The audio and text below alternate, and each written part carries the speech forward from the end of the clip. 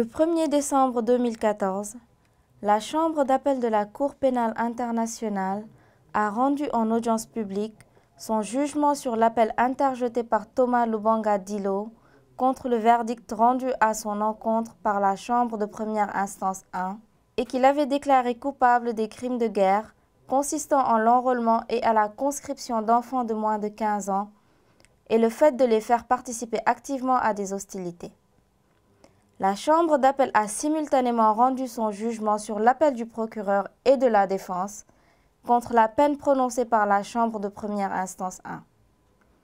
La Chambre d'appel a confirmé, à la majorité des juges qui la composent, la décision déclarant la culpabilité de M. Lubanga, ainsi que celle le condamnant à une peine de 14 ans d'emprisonnement.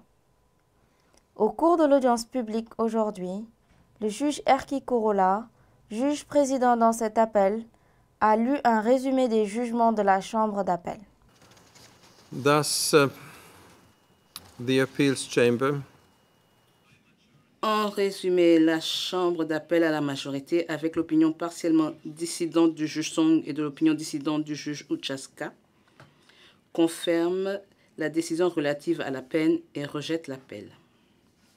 La juge Anita Ushaka a adopté une opinion dissidente vis-à-vis du jugement rejetant l'appel fait par M. Lubanga à l'encontre du verdict.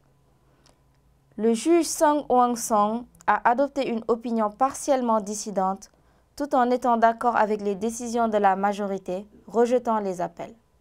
Le pays dans lequel Thomas Lubanga purgera sa peine n'a pas encore été défini. Il revient à la présidence de la CPI de s'occuper de cette procédure. En attendant, M. Lubanga restera au quartier pénitentiaire de la CPI à La Haye, aux Pays-Bas.